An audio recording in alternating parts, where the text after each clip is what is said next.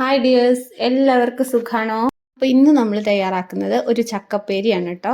അപ്പോൾ വളരെ വേഗത്തിൽ തന്നെ ചക്ക എങ്ങനെ നമുക്ക് നന്നാക്കി എടുക്കാം എന്നുള്ളതും കൂടെ ഈ വീഡിയോയിൽ ഉൾപ്പെടുത്തിയിട്ടുണ്ട്.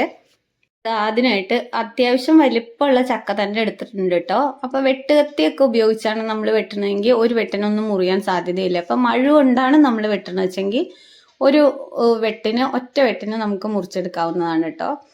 അപ്പോൾ ഇതിപ്പോൾ ഞാനല്ല ചെയ്യുന്നത്, എൻ്റെ അമ്മയുടെ ചെറിയമ്മയുടെ മോളാണ് കേട്ടോ ഈ ചെയ്തെടുക്കുന്നത്. ഇവർക്കൊക്കെ നല്ല എക്സ്പീരിയൻസ് ഉള്ളത് കാരണം തന്നെ ഒറ്റ വെട്ടിനൊക്കെ മുറിഞ്ഞ് കിട്ടുന്നുണ്ട്. അപ്പം ചക്കയൊക്കെ നേരെ വെക്കാൻ എല്ലാവർക്കും അറിയാമല്ലേ. അപ്പോൾ ഇതുപോലെ ചക്ക 2 കഷ്ണാക്കി, എന്നിട്ട് ഇനി നമുക്കിതൊന്ന് ചെറിയ കഷ്ണങ്ങളാക്കി എടുക്കണം. അതിനുശേഷമാണ് ഞാൻ പറയുന്ന ഒരു ടിപ്പ്. അപ്പം നമ്മളിതാ ആ പകുതി കഷ്ണത്തിനെ നമ്മൾ ഒന്നുകൂടെ ഒന്ന് കഷ്ണാക്കി, എന്നിട്ട് അതിനെ വളരെ ചെറിയ ഒരു കഷ്ണാക്കി മുറിച്ചിട്ടുണ്ട്.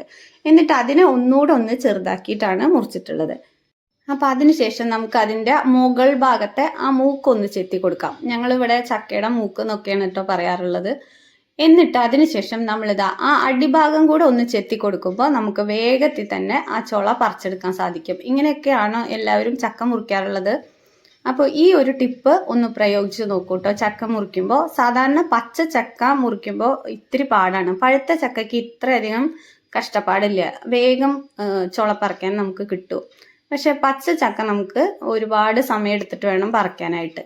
ഇത് ഇങ്ങനെ ബലം പിടിച്ച് ഒരുപാട് ഇങ്ങനെ ചുള ഓരോന്നായി പറിച്ചെടുക്കണേക്കാൾ നല്ലത് ഇങ്ങനെ അടിഭാഗം വെട്ടി കൊടുക്കുമ്പോൾ നമുക്ക് പെട്ടെന്ന് തന്നെ അത് ചുള വിട്ട് കിട്ടും. അപ്പം നമ്മൾ അടിഭാഗം മുറിച്ചെടുത്തതിന് ശേഷം ഇതുപോലെ ചുളയൊക്കെ വേഗത്തിൽ തന്നെ നമുക്ക് വിട്ട് കിട്ടിയിട്ടുണ്ട്. എന്നിട്ട് ഉപ്പേരിക്കുള്ള പാകത്തിനായിട്ട് നുറുക്കിയും വെച്ചിട്ടുണ്ട് കേട്ടോ. അപ്പോൾ ചക്ക ഉപ്പേരിയൊക്കെ വെക്കാൻ എല്ലാവർക്കും അറിയായിരിക്കും അല്ലേ, ഉപ്പേരിക്കൊക്കെ നുറുക്കാൻ. എന്നാലും ഒന്നുകൂടെ ഒന്ന് അറിയാത്തവർക്ക് വേണ്ടിയിട്ട് ഒന്നുകൂടെ ഒന്ന് കാണിച്ചു തരാം കേട്ടോ. ചക്കയുടെ ആ ചുളയിലുള്ള ഇതൊക്കെ വൃത്തിയാക്കിയിട്ട്, ചകിണി എന്നാണ് ഇവിടെ പറയാറുള്ളത്, അതൊക്കെ വൃത്തിയാക്കിയിട്ട് ഇതുപോലെ കട്ട് ചെയ്ത് എടുത്തുകൊണ്ട് വന്നിട്ടുണ്ട്. ഇനി നമുക്ക് ഈ നുറുക്കി വെച്ചിരിക്കുന്ന ചക്കയുടെ ചുളയൊക്കെ കുക്കറിലോട്ട് മാറ്റി കൊടുക്കാം. അപ്പം ഇതിൻ്റെ കൂട്ടത്തിൽ കുറച്ച് ചക്കക്കുരുവും കൂടെ ഞാൻ നന്നാക്കി ഇട്ടിട്ടുണ്ട്.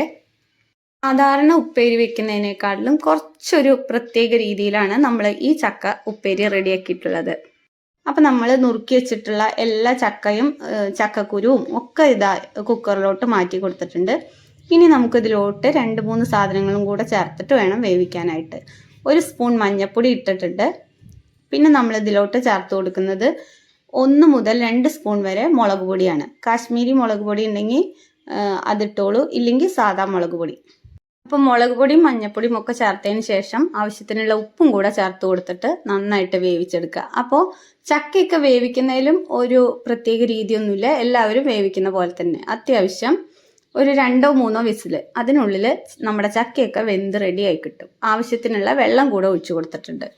അപ്പം നമ്മൾ ആവശ്യത്തിനുള്ള വെള്ളം ഒഴിച്ചു കൊടുത്തിട്ടുണ്ട്. ഇനി നമുക്കിതൊന്ന് നന്നായിട്ട് മിക്സ് ചെയ്ത് കൊടുക്കാം, ഒന്ന് നന്നായിട്ട് ഇളക്കി കൊടുക്കാം. കാരണം ഇത് വെന്ത് വരുമ്പോൾ ഇതിൽ ഒട്ടും തന്നെ വെള്ളം ഉണ്ടാവില്ല, അപ്പോൾ അവിടെ പിടിക്കാൻ സാധ്യതയുണ്ട് കേട്ടോ. അതുകൊണ്ടാണ് ഒന്ന് നന്നായിട്ട് ഇളക്കി കൊടുത്തതിന് ശേഷം വേവിച്ചെടുക്കുക. അപ്പോൾ ചക്കയൊക്കെ ഒന്ന് വെന്ത് വരുമ്പോഴേക്കും നമുക്ക് ഒരു മിക്സിയുടെ ജാറിലോട്ട് കുറച്ച് ചെറിയ ഉള്ളി ഇട്ട് കൊടുക്കാം. അതിനുശേഷം ഇട്ട് കൊടുക്കുന്നത് കുറച്ച് വെളുത്തുള്ളിയാണ്. പിന്നീട് നമ്മൾ ഇട്ട് കൊടുക്കുന്നത് ഒരു പച്ചമുളകും കൂടെ ചേർത്ത് കൊടുക്കുന്നുണ്ട് കേട്ടോ. അപ്പം നമ്മൾ ആദ്യമേ വേവിക്കുമ്പോൾ 2 സ്പൂൺ മുളക് പൊടി ചേർത്ത് കൊടുത്തിട്ടുണ്ടായിരുന്നു. അതിനനുസരിച്ച് വേണം എരിവിന് പച്ചമുളക് ചേർക്കാനായിട്ട്.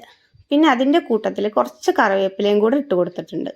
അപ്പം നമ്മളിത് മിക്സിയുടെ ജാറിലോട്ട് ഇട്ട് കൊടുത്ത ഉള്ളിയും വെളുത്തുള്ളിയും എല്ലാം ഒന്ന് ചതഞ്ഞ പരുവത്തിൽ നമ്മൾ എടുത്തുകൊണ്ട് വന്നിട്ടുണ്ട്. അരയരുത് കേട്ടോ, ചതച്ച പരുവത്തിൽ വേണം നമുക്കിത് കിട്ടാനായിട്ട്. അതിനുശേഷം ഒരു ഉരുളി വെച്ച് കൊടുക്കാം. അതിലോട്ട് ഞാൻ വെളിച്ചെണ്ണയാണ് ഒഴിച്ചു കൊടുത്തിട്ടുള്ളത്. അതിലോട്ട് ഞാനിതാ 2 സ്പൂൺ കടുക് ചേർത്ത് കൊടുത്തിട്ടുണ്ട്. അപ്പം നമ്മുടെ കടുകൊക്കെ ഒന്ന് പൊട്ടി വന്നപ്പോഴത്തേക്കും ഞാനിതാ ചതച്ച് വെച്ചിട്ടുള്ള ഉള്ളിയും വെളുത്തുള്ളിയും പച്ചമുളകും എല്ലാം കൂടെ ഇട്ട് കൊടുത്ത് നന്നായിട്ടൊന്ന് മൂപ്പിച്ചെടുക്കുന്നുണ്ട്. അപ്പോൾ ഇതൊന്ന് മൂത്ത് വരുമ്പോഴേക്കും വീഡിയോ ആരെങ്കിലും ഒന്ന് സബ്സ്ക്രൈബ് ചെയ്യാതെ കാണുന്നവരാണെങ്കിൽ ഒന്ന് സബ്സ്ക്രൈബ് ചെയ്ത് സപ്പോർട്ട് ചെയ്തേക്കണേ. തൊട്ടടുത്തുള്ള ബെല്ലൈക്കണും കൂടി ഒന്ന് അമർത്താൻ മറക്കണ്ട കേട്ടോ. പിന്നെ ലൈക്കും ഷെയറും കമൻറ്റും ഒന്നും ആരും ചെയ്യാൻ മറന്നു പോരുതേ. ഈ ഉള്ളിയും വെളുത്തുള്ളിയും പച്ചമുളകും ഒക്കെ ഒന്ന് മൂത്ത് വരുമ്പോഴേക്കും നമുക്ക് ഇതിലോട്ട് കുറച്ച് നാളികേരം കൂടെ ചേർത്ത് കൊടുക്കണം. അതാണ് നമ്മുടെ ഈ ചക്കപ്പേരിക്ക് ടേസ്റ്റ് കൂട്ടുന്ന ഒരു സംഭവം കേട്ടോ. നമ്മുടെ ഉള്ളി ഒക്കെ അതാ നന്നായിട്ട് മൂത്ത് വന്നിട്ടുണ്ട്. അപ്പോൾ ഇതൊന്ന് മൂത്ത് വന്നപ്പോൾ ഞാനിത് അതിലോട്ട് 1 നാളികേരം ചിരവിയതാണ് ഇട്ട് കൊടുത്തിട്ടുള്ളത്. ഇനി നമുക്ക് ഇതൊക്കെ എലിശ്ശേരിക്കൊക്കെ വറുത്തെടുക്കില്ലേ, അതുപോലെ നന്നായിട്ട് വറുത്തെടുക്കണം. ബ്രൗൺ കളർ ആവുന്നത് വരെ നമുക്കിതൊന്ന് വറുത്തെടുക്കാം. അപ്പം നമ്മളിതാ നാളികേരമൊക്കെ ഇതുപോലെ ആയി വന്നിട്ടുണ്ട്. അപ്പോൾ ഇനി നമുക്ക് അതിലോട്ട് വേവിച്ച് വെച്ച ചക്കയും കൂടെ ചേർത്ത് നന്നായിട്ട് മിക്സ് ചെയ്ത് കൊടുക്കാം.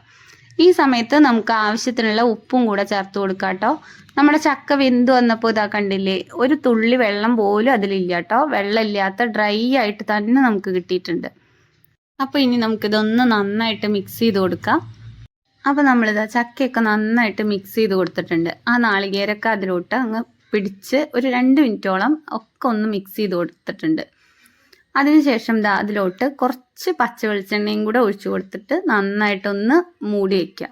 നമ്മൾ വെളിച്ചെണ്ണയൊക്കെ ഒഴിച്ചു കൊടുത്തതിന് ശേഷം ഒരു 2 മിനിറ്റ് നേരം ഒന്ന് അടച്ചു വെക്കുമ്പോൾ ആ നല്ല പച്ച വെളിച്ചെണ്ണയുടെ മണമൊക്കെ വരില്ലേ, അത് ഒരു അടിപൊളി ടേസ്റ്റാണ് കേട്ടോ. അപ്പോൾ ഇങ്ങനെ ഒന്ന് ചെയ്ത് നോക്കണേ. അപ്പോൾ ഇങ്ങനെ ചക്കപ്പേരി ഉണ്ടാക്കുന്നവരാണെങ്കിൽ ഒന്ന് കമൻറ്റ് ചെയ്തോളൂ.